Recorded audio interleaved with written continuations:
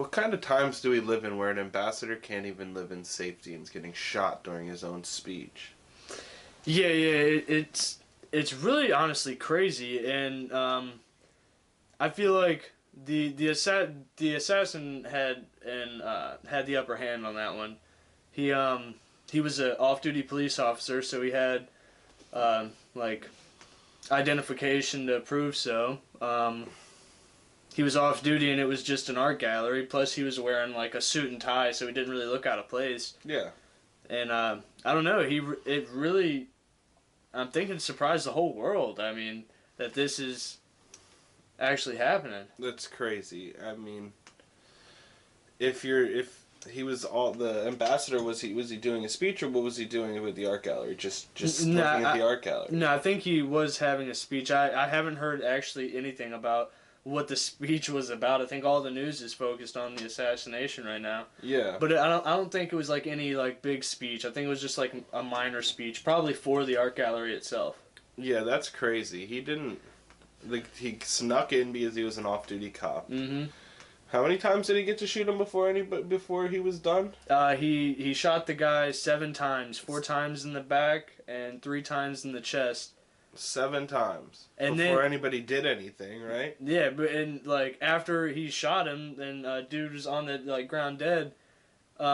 He basically stood there and had a speech, probably like I want to say maybe 5-10 minutes. A speech for 5, and nobody intervened until like afterwards, which is crazy in my mind. And he shot 3 others and wounded them. So are there any terroristic groups taking any credit for this? I don't think so, not yet. As far as I've seen, he looks like, in my personal opinion, he looked like he was a not really normal guy. I mean, he was a police officer, but I don't see anything like, he didn't really shout any extremists. He didn't like call out like ISIS. He didn't say that he was part of ISIS or part of any terrorist group. I mean, he said Allahu Akbar, but that's God's great. I mean, I feel like that was his religious like motivations, like saying that, not just like him like calling out to some terrorist organization. But he also said, don't forget about Aleppo. Like maybe he has family over there. That's what I think. I think maybe he has family over there. There's 2 ways it goes. He's either a part of an extremist group, which I don't doubt it. He could possibly be part of an extremist group carrying out an attack, or he has family over in Aleppo that he's thinks he's doing the right thing for. Which I mean I don't know, that like I feel like there definitely has to be more investigating like on this and see what's going on. The assassin himself, he's dead now. Yeah. The cops did shoot him. So it just shows. I mean, man, like, yeah, it's time for like somebody to intervene. You know what I'm saying? Like, I mean, like I get it, we're going at war about this whole shit, but it seems like nobody's intervening with anything. You know? I feel like the times are getting so rough that people are doing anything to get a cry for help out, like that people hear. Well, that's the problem. And over in the Middle East, I feel like it's fucking crazy. Like there's like it's just absolutely nuts as people live through certain shit that normal everyday people shouldn't be living through. Yeah. And it's like and it's gonna come off horrible. But there's 2 ways you go for it. You try to help, or you leave them destroy the whole entire fucking place, and then at some point in time you hope that they can rebuild. Like those are your 2 options, right? And that's basically what's happening now. I mean, I feel like Aleppo, there was just a deep like they let him out.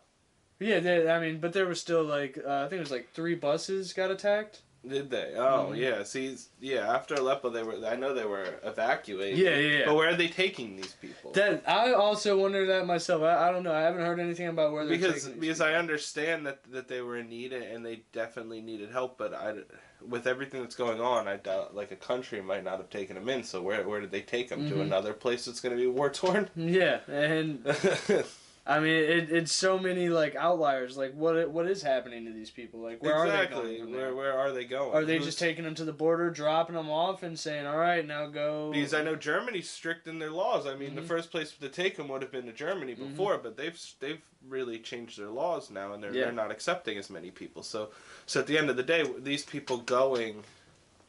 Where are they going? They're not going anywhere. I mean, there's probably like refugee settlements and stuff like that. Yeah, but I mean, but they're deplorable conditions. Oh my gosh. Yeah, refugee. That's cool, a refugee settlement. But at the end of the day, how does that help people if rebels come in and just say, "Well, fuck it, we're gonna take this whole place out"? No, you're exactly right. Yeah.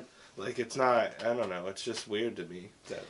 Yeah, and all these tensions, they're definitely boiling up to a head. I mean, everything's coming to a point now that I feel like the world's gonna have to make a change. There's no way we can keep going. Like I said, we're at a crossroads. Yeah, we're definitely at a crossroads. People either intervene. They fix the situation over in the Middle East, which I don't know if it could even be fixed, or you let the Middle East do what it's gonna do. Wait till the whole place is fucking destroyed, and then like help them rebuild. Those are your choices at this point in time.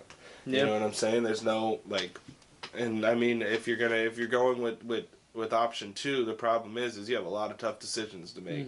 Because now if you're going with option 2, you aren't taking refugees, you aren't taking nothing. You're just letting everything go, letting it work its fucking course, which I think that's the bad decision. Oh yeah, no. It's in the eyes, it's definitely the bad decision. Yeah, but I feel like we definitely need to do something to help. It's all about the extent at which it happens. I don't see. The thing is that I get the idea of taking refugees. I'm in the United States. I'm for taking some refugees, but I'm not for taking the amount that Germany has been taking. Yeah, no, I mean, like I feel like there has to be a genuine process that people have to forego. The vetting process needs to be fixed, because at the end of the day, like I don't want to. Yeah. And then the blame's not all on refugees. Yes, it's the concept of one bad egg ruins the bunch. Yeah. Yes, it is like that. But if we don't have a proper vetting system, then we have what happened in Niche when you have what happened over there. Like you can't have that. You know what I'm saying? Like you need to vet them correctly, make sure that they are 100% not going to do anything. And I know there's no way to make sure they're 100%, but like make sure as best as you can, because then at least at the end of the day you can sleep knowing that you at least did your due diligence. You know, to me, it's just if we let refugees in, no questions asked, it's opening up a whole can of worms that I don't know. Like, you know what I'm saying? It's true. Like. I honestly don't know if America would be able to cope with something if we started getting, like, attacks all the times, like places in Europe. Like, I feel like... A major attack like Niche happens in America, I promise you that they're done. Like the people of America, at the end of the day, like, as far as a society, we are extremely close-minded. Like, people can, like, there are groups that are more open-minded than others, but as a society and a whole, if you go by the majority, they're very close-minded. They don't, you know what I'm saying? Yeah. So one terror attack happens as the extent of, like, Niche or something, like besides September 11th, and still September 11th still comes up. That's a main reason why they don't want to let Muslims in. Now imagine another one happens from a refugee that we let in. The problem is American public is going to have an uproar. Yeah, based on that.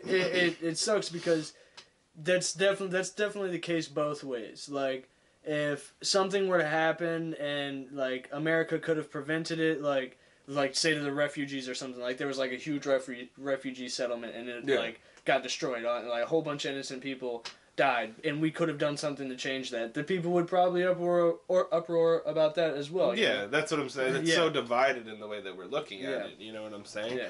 But as far as the tension, and if something did happen like that, it's over. Like people are going to uproar, and the government's going to have to act, which means that there won't be any refugees, because I mean at the end, if 95% of the people, I wouldn't say 95, but if a large amount of people are against it because of a certain attack that happened, the government's going to have to act on that, and I don't think that people want that. You know what I'm saying? Yeah. That's why the vetting system should be perfect, on point. Like, you know what I'm saying? Make sure, obviously, you can't catch everybody, but make sure it's as thorough as possible, so at least you have, like, you know what I'm saying? Your deniability. And still accessible, like, easily accessible to people for the process to start, you know? I feel like there shouldn't be, like, we need to be able to make it thorough enough and accessible enough to where we can help as many people that genuinely need the help and aren't like extremists. But see, when as far as immigration's concerned, I don't fall under the category of let every fucking buddy in. You know what I'm saying? I don't fall under that category. I don't believe that should be the way that it is. I believe that Americans should come first. It's our country. You know what I'm saying? Whoever lived here, whoever's like a citizen already, it's their country. You know what I'm saying? I believe that letting in people in with the, like, you know what I'm saying? Letting too many people in takes away from too many jobs, takes away from everything. You know what I'm saying? There needs to be like what's it called? Oh crap! It's just letting in a certain amount of people based on how many jobs we have and stuff like that. We shouldn't be letting people in. If we don't have enough jobs to sustain everybody, you know what I'm saying? If there isn't enough work to sustain everybody, why are we shouldn't be letting more people in? Because at the end of the day, like, we might be helping these group of people, but we're also hurting. We're hurting our own economy, our own society. We're hurting our own people. Yeah. You know, so there needs to be a specific amount of jobs for how many people we're letting in. If we cannot provide them, then, well, I mean, you know. Yeah. If we can provide for them or give them the means to provide for themselves, then we definitely need to consider that fact, and when we're bringing people in. Yeah, because then we turn into a third world country. Yeah. If we can't provide for the people that we're letting in, then we can't, you know what I'm saying? Yeah. We can't take them in my mind, you know, because then it turns into the same situation. Now we're a third world country. Now we don't have enough jobs for even 50% of the fucking people. Yeah. You know, so... And that would basically... It would hollow out the whole entire economy. We would have we would have an unemployed homeless, like, percentage of 50%. Yeah. You know the ridiculousness of that? It would turn into places like Syria, I feel like. Exactly. And